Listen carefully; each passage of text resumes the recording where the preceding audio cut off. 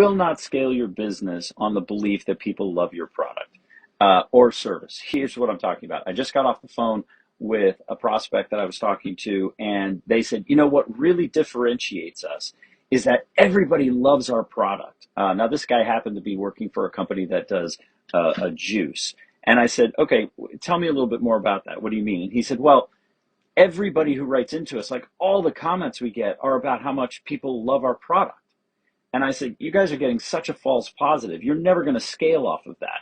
Every company out there in the juice category is saying that their product is amazing. And every one of those brands has a group of loyal followers who send in positive reinforcement all the time. But if you go down the line, every one of you has a group of people that feels that way, every single one of you. And so to say, well, our juice tastes better and our people love it more is so infinitesimal in terms of distinction, you just can't count on it at all because everybody feels that way. And quite frankly, from a consumer standpoint, isn't that what you expect? You aren't going to buy a product that you don't feel is that way. So the real question now is, now you're all parity. Now you're all a bunch of products that are patting yourselves on the back because you gave a great customer experience to a small group of people that really buys into it.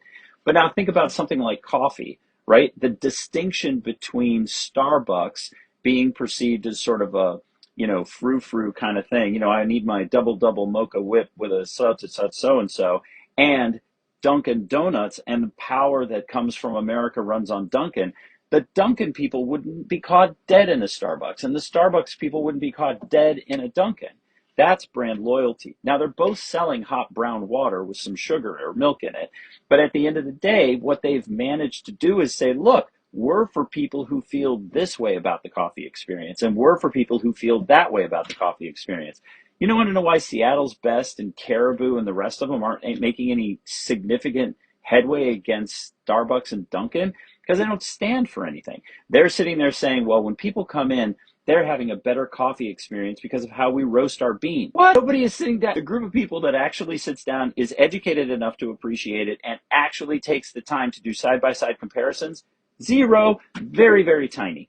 You're going to have to figure out something better than, oh my gosh, we're so good about the fact that we choose our beans from the Guatemalan guy on the left side of the bank versus the Guatemalan guy on the right side of the bank. Am I saying that there's not a product difference? No. Am I saying that it's not helping you to scale your brand? Yeah, because that's not a story people can relate to. You've got to find something bigger.